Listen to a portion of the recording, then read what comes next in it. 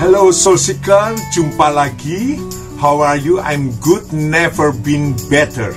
So welcome back to Think of Soul channel. Soul Seeker, seperti biasanya aku mengawalinya dan menyampaikan salam buat teman, saudara, dan keluarga handai taulan sahabat-sahabatku di seluruh tanah air dalam bahasa Jawa. Salam ini hanya durasinya semenit saja. Setelah itu kembali dengan bahasa Indonesia. Boleh ya? Oke ya. Sugeng pepanggihan malih kalian kula wonten ing giaran utawi tayangan paseksi gesang lan sabdo dalam Gusti Yesus. Soul Seeker, panjenengan asring mireng paribasan kathah margi tumuju dateng Roma. Banyak jalan menuju ke Roma. Miturut pengraos kula, panjenengan kedah nyukani jawaban ingkang saestu, mbok bilih dipun suwuni pirsa margi ingkang pundi. Nggih mboten? Wonten ing tayangan wedal menika kula badhe ngrembak ngengingi Gusti Yesus pinangka margining gesang kula lan panjenengan. Babagan punika boten gampil dipun mangertosi menawi kula lan panjenengan boten ngugemi iman kanthi saestu. Awit saking punika monggo sami midhangetaken tayangan punika wonten Think of Soul channel dumugi paripurna nggih, kanthi pangajap saged handadosna berkah dumateng panjenengan ingsun sedaya. Amin. Gusti Allah tansah berkahi.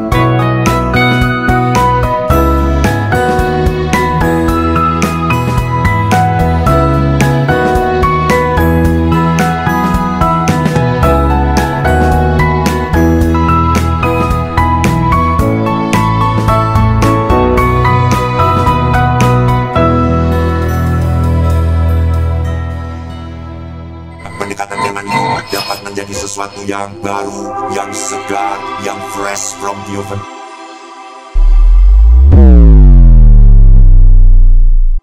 Okay, Soul Seeker, stay tuned in this channel until the end of the video to see what it is about my testimony. Haleluya. Puji Tuhan. Bangunkan umatmu dari lelapnya kantuk jiwa, tiap mulut kan nyanyi agungkan, sorakan pujian, banggakan umatnya yang lemah, tebarkan kebaikan di bumi. Bukit pantulkan gema alam pujian, langit terbuka mendengar sorak pujian. Bukit pantulkan gema alam pujian, langit terbuka mendengar sorak pujian.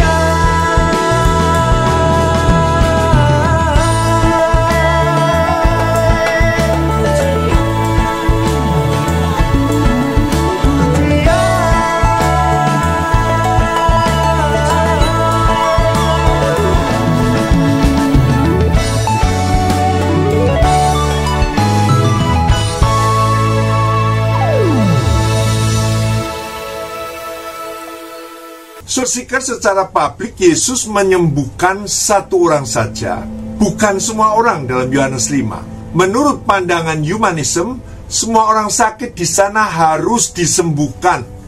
Karena kalau tidak, maka cinta kasih Yesus berarti berkurang. Akan tetapi Yesus menyembuhkan satu orang, ini berarti hanya mengerjakan apa yang dipercayakan oleh Allah, bukan menanggung semua kelemahan dan sakit seluruh dunia. Dalam Alkitab, struktur sendiri merupakan pesan atau message yang ingin disampaikan oleh Yohanes. Jika tidak hati-hati melihat strukturnya, kita dapat salah menafsirkan. Misalnya, karena Yesus terlalu berhadapan dengan orang banyak, maka sekarang pelayanan Yesus dialihkan kepada ke-12 rasul muridnya yang bisa lebih diharapkan. Ini bisa salah tafsir, kan? Tafsiran semacam ini berbenturan dengan bagian firman Tuhan yang lain, karena Yesaya mengatakan bahwa Yesus menegakkan bulu yang terkulai, dan ia sendiri tidak pernah terkulai. Ia sendiri tidak pernah kecewa. Yesus bukan orang yang mengalami kekecewaan. Dalam kedaulatannya, ia sudah menentukan seperti itu. Yesus ingin melakukan pelayanannya dengan lebih intens dan serius kepada ke-12 muridnya. Sekali lagi, Yesus bukan orang yang mengalami kekecewaan. Ayo kita belajar ya, supaya kita jangan selalu diliputi rasa kecewa. Yesus bukan orang yang mengalami kekecewaan. Ini salah satu kebijakan Alkitabiah, karena dalam kehidupan kita cenderung memilih salah satu dari antara keduanya. Kita mungkin mengorbankan kedalaman demi keluasan, demi melayani orang banyak. Atau sebaliknya, kita mengorbankan keluasan demi kedalaman. Lebih tiny detail, tidak mau dipakai Tuhan dengan lebih luas. Dia hanya melakukan yang lebih dalam dan bukan luas. Tentunya Alkitab bukan memihak kepada salah satu temperamen tertentu, tetapi Alkitab mau mengajar segala jenis temperamen. Ada orang yang lebih senang kedalaman tetapi tidak luas. Ada juga yang cenderung keluasan tetapi tidak mau kedalaman. Kedua kelompok ini ditegur oleh Tuhan Yesus. Namun, menurut struktur Yohanes, mencatat pelayanan Yesus mencakup kedua-duanya, kedalaman dan keluasan. Ia melayani 5.000 orang yang belum tentu menerima Yesus. Yesus tetap melakukan mujizat kepada orang banyak, tetapi Yesus juga mengajarkan kepada murid-muridnya secara khusus, dan Yesus tidak pernah mengkompromikan tentang kedalaman. Yesus melayani orang-orang yang dipilih dan dikasihnya. Dalam pasal 13, dalam Yohanes 14 ayat 6 dikatakan di sana, "Akulah jalan dan kebenaran dan hidup. Tidak ada seorang pun yang datang kepada Bapa kalau tidak melalui aku." Kalimat yang begitu sentral bukan ditujukan pada orang banyak, tetapi kepada murid-muridnya saja. Konteks ayat ini menceritakan tentang perbincangan Yesus dengan murid-muridnya pada saat perjamuan terakhir, di mana ia menyampaikan bahwa ia akan naik ke surga untuk mempersiapkan tempat bagi mereka. Bahkan Yesus berkata di ayat 4, "Dan kemana aku pergi, kamu tahu jalan ke situ." Sekali lagi, dan kemana Yesus pergi, kamu tahu jalan ke situ. Amin. Ini saudara paham enggak? Kemana Yesus pergi, kita harus tahu jalannya ke situ. Ini adalah pesan yang sangat penting. Suatu pengajaran yang disampaikannya di saat-saat terakhir, di mana Yesus berkumpul bersama murid-muridnya. Jadi jalannya hanya melalui Yesus Kristus. Jauh sebelum Yesus mengatakan bahwa akulah jalan, Nabi Yesaya pernah menuliskan, "Walaupun Tuhan memberi kamu roti dan air serba sedikit, namun pengajarmu tidak akan menyembunyikan diri lagi, tetapi matamu akan terus melihat dia, dan telingamu akan mendengar perkataan ini dari belakang. Inilah jalan, berjalanlah mengikutinya. Entah kamu menganan atau mengiri. Yesaya 30 ayat 20 sampai 21. Selain itu, Nabi Yeremia juga pernah mendapatkan pernyataan seperti ini. Hanya yang berikut inilah yang telah kuperintahkan kepada mereka, dengarkanlah suaraku, maka aku akan menjadi Allahmu, dan kamu akan menjadi umatku, dan ikutilah seluruh jalan yang kuperintahkan kepadamu, supaya kamu berbahagia. Yeremia 7 ayat 23. Ini bicara jalan, bicara jalan. Setelah kenaikan Yesus ke surga, sebelum pengikutnya disebut sebagai orang Kristen dalam Kisah Para Rasul 11 ayat 26, mereka mendapatkan julukan sebagai pengikut jalan Tuhan.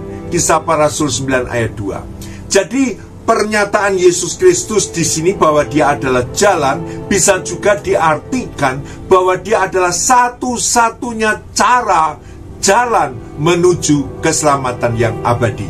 Sehingga kita harus hidup di dalam dia, meneladani cara hidup Yesus. Kalimat-kalimat yang sangat penting justru muncul dalam paruan kedua Injil Yohanes, yaitu Yohanes 14 ayat 6. Pernyataan yang tidak diobral oleh Yesus dalam Yohanes 14 ayat 1, jangan gelisah hatimu, percayalah kepada Allah dan percayalah juga kepadaku. Ada gambaran mengenai kegelisahan di sana yang muncul dari para murid karena Yesus sudah mulai merujuk pada penderitaan yang akan dialaminya. Gambaran para murid mengenai Mesias berbenturan dengan Yesus. Menariknya, Yesus bukan berusaha menjelaskannya lebih detail, tetapi ia berkata, percayalah. Pengenalan atau pengertian didahului dengan kepercayaan. Percaya, lalu baru mengerti. Sedangkan soul seeker, dalam ilmu pasti sebaliknya, mengerti baru percaya. Namun Yesus mengatakan, percayalah kepadaku, percaya kepada Allah dan kepada Yesus.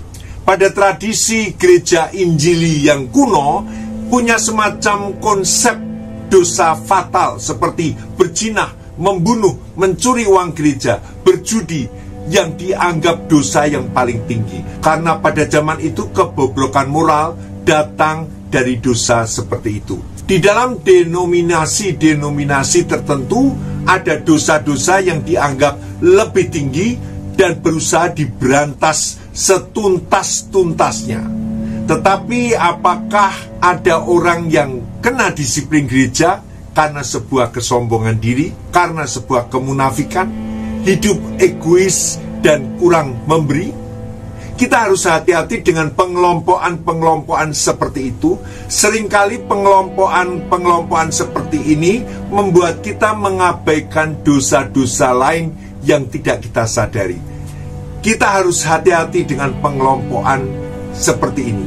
Hati-hati juga kita pun duduk di ruang ibadah bagaikan seorang dewan juri yang sedang menilai para hamba Tuhan yang sedang berkhotbah, lalu kita memberi nilai kepada mereka. Kita lupa bahwa saat itu pun kita pun sedang diuji oleh Tuhan. Apa itu dosa yang paling besar? Tentunya kita percaya pada dasarnya semua dosa mendatangkan maut. Dosa yang dianggap dosa yang paling besar adalah dosa ketidakpercayaan. Bagaimana dengan dosa ketidakpercayaan? Menurut Martin Luther, ketidakpercayaan adalah akar dari semua dosa yang lain. Manusia jatuh ke dalam dosa karena ketidakpercayaan, bukan karena perzinahan, bukan karena mencuri, tetapi Adam dan Hawa curiga terhadap Allah. Mereka tidak percaya dan menempatkan diri sebagai dewan juri yang menilai perkataan Allah dan perkataan iblis. Hati-hati dengan dosa ketidakpercayaan ini, soul seeker. Ada orang yang hidupnya penuh kecurigaan terhadap orang lain. Memang dunia ini adalah dunia yang sudah rusak dan jahat, yang membuat hidup seseorang menjadi penuh kecurigaan. Namun, kita perlu belajar. Waktu kita mempercayai Tuhan, itu artinya kita belajar mempercayai orang lain. Betul? Memang waktu kita belajar mempercayai manusia, kita bisa terluka dan kecewa. Namun ini bagian dari sebuah pembentukan karakter dalam hidup kita. Selanjutnya adalah metafora mengenai tempat tinggal. There are many rooms. Manusia membutuhkan tempat tinggal, membutuhkan ruang, gerak, dan perasaan feel at home, di mana berada di rumahnya sendiri. Itu sebabnya manusia ingin memiliki rumah yang lebih besar, dan lebih besar lagi, karena manusia membutuhkan ruang. Ada orang yang memiliki tempat tinggal yang besar, tetapi secara aspek kesehatan ia begitu sempit dan berada dalam ketersesakan karena sakit. Ekonomi hanya salah satu aspek, soul seeker, dari sekian banyak aspek hidup manusia. Selama kita berada dalam dunia, kita tidak dapat memperluas terus semua aspek. Tidak bisa. Hal ini tidak bisa. Itulah sebabnya Yesus mengatakan ia pergi menyediakan tempat bagi kita di sana, di surga. Calvin sangat kuat menekankan perenungan akan kehidupan yang akan datang ini. Kita bisa jatuh dalam pencobaan jika semasa hidup di dunia ini terlalu nyaman. Jadi hati-hati kalau kita hidup nyaman, semua tersedia, semua dilayani, semua ada. Kita hati-hati karena bisa jatuh dalam dosa. Lalu kita mulai merasa hidup ini seperti di Firdaus. Ini bahaya sekali. Begitu juga orang yang memikirkan hidup seperti di dalam neraka, penuh tantangan, penuh masalah, banyak hal yang dia hadapi. Dia rasanya di rumah seperti neraka. Tidak ada satu yang berdamai dengan dia. Berantem, cekcok mulut seperti neraka. Orang-orang seperti ini kurang menghargai anugerah Tuhan. Di dalam masalah apapun, kita harus belajar memasukkan anugerah Tuhan. Bukan mengatakan, aduh rumahku seperti neraka. Tetapi engkau harus belajar bahwa kita harus menghargai anugerah Tuhan dalam hidup kita. Tidak senantiasa hidup kita selalu enak, enjoy, relax, enggak. Tetapi ada masa-masa di mana kita banyak masalah dihadapi. Tetapi kita tidak boleh mengatakan seperti neraka. Ini adalah anugerah Tuhan untuk kita melihat bagaimana Tuhan mengovercome, mengatasi dalam kehidupan kita. Sekali lagi Yesus mengatakan bahwa ia menyediakan banyak tempat tinggal di sana. Bukan di sini, bukan di dunia. Kita hanyalah pendatang di dunia ini. Kita seringkali lupa bahwa dunia ini hanyalah seperti hotel atau seperti penginapan yang kita harus tinggalkan. Yesus mengatakan, di rumah Bapakku banyak tempat tinggal. Apa esensi surga? Nature surga yang paling penting dalam ayat 3. Esensi surga adalah tempat di mana Yesus berada. Kehadiran Allah, the presence of God, itulah surga. Ada Yesus, ada Allah, ada kehadiran Yesus. Adakah konsep ini kita hidupi? Yesus berkata kepada penjahat yang diselamatkan, sesungguhnya hari ini engkau bersama-sama dengan aku di dalam Firdaus. Memang setelah kematian ia akan bersama dengan Yesus. Tetapi Yesus mau mengatakan bahwa pada hari itu, pada menit itu juga ia mencicipi Firdaus, karena ia memiliki mata iman untuk melihat kehadiran Yesus di dalam kehidupannya, di tengah-tengah kesengsaraan menghadapi kematian. Apa konsep kita tentang surga? Apakah kita mengejar kehadiran Tuhan? Apa yang paling kita nikmati waktu beribadah? Apakah supaya hanya untuk menambahkan wawasan dalam dirimu? Menurut ayat 3, kita seharusnya menikmati hadirat Tuhan. Di mana aku berada, di situ pun kamu berada. Yesus memberi kita sebuah paradigma lain, yaitu di mana Yesus berada, kita mengikuti dia, berada di dalam hadirat Yesus. Paham ya? Inilah cicipan surga menurut Injil Yohanes. Apa perbedaan konsep antara jalan dan tujuan? Kalau kita membuka GPS untuk melihat peta, pertama kali kita harus tahu di mana saat ini kita berada. Kedua, kita harus tahu tujuan kemana kita akan tuju. Terakhir, barulah tahu jalannya. Itulah pikiran yang wajar. Thomas berpikir seperti ini, karena kalau tujuannya tidak tahu, bagaimana tahu jalannya. Kaum pluralis mengatakan bahwa semua agama tujuannya sama, tetapi jalannya berbeda-beda. Saya tidak setuju. Tetapi kaum post pluralis tahu bahwa tujuan tiap-tiap agama itu berbeda-beda. Saya setuju yang satu tujuan banyak jalan sudah pasti salah. Tadi saya katakan banyak jalan menuju ke Roma.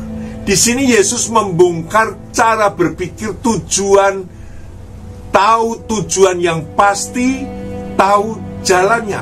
Seringkali kita berencana dan ingin tahu apa yang ada di depan. Kita ingin tahu 10 tahun lagi apa yang terjadi pada kita. Tetapi Yesus mengatakan semuanya tidak ada gunanya.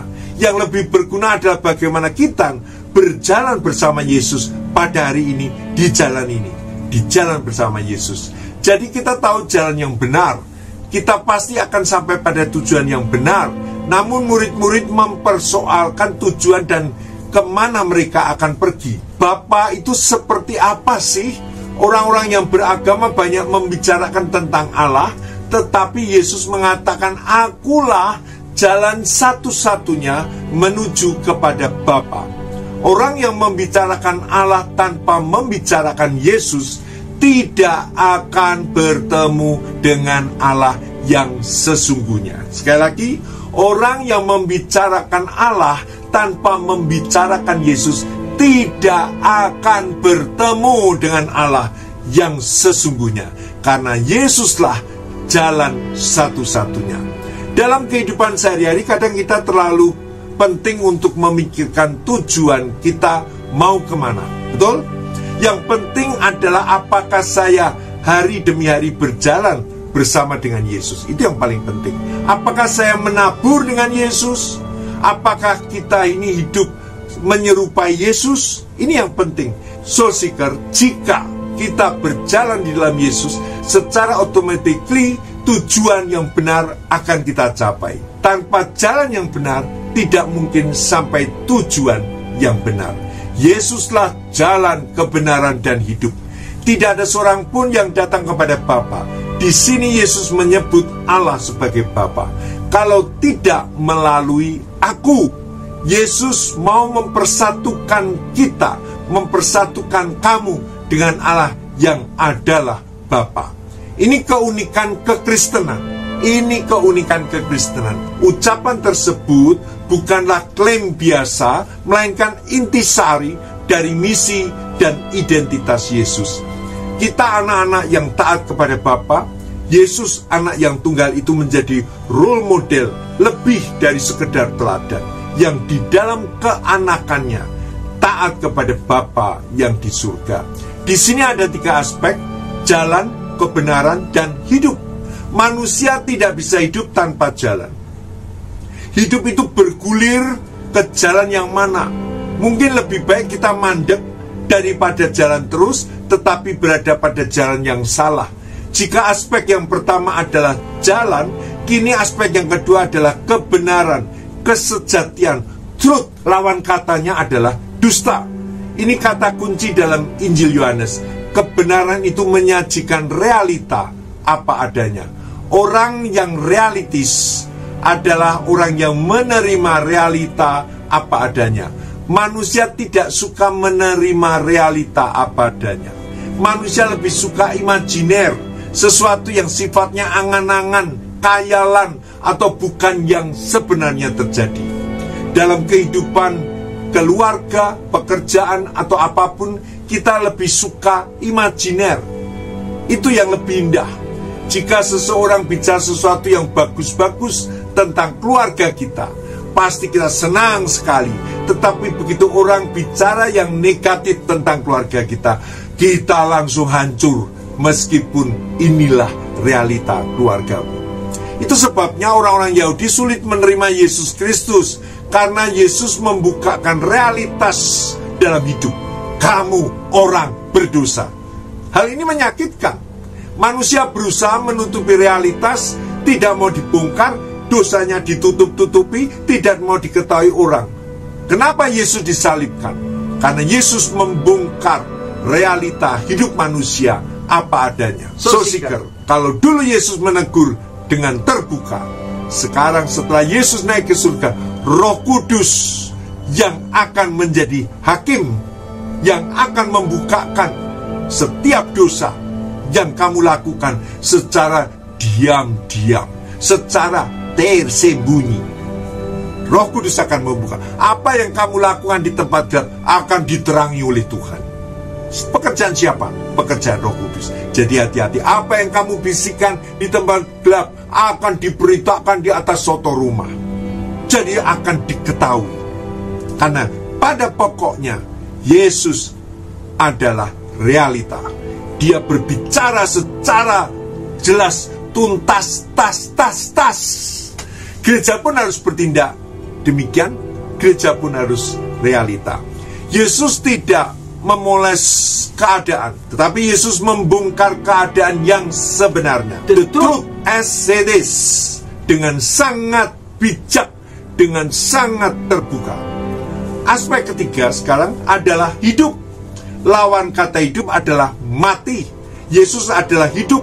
Dalam Kejadian 3 tertulis bahwa setelah manusia makan buah terlarang, pasti mati. Lalu mengapa kita lihat Adam dan Hawa tidak mati?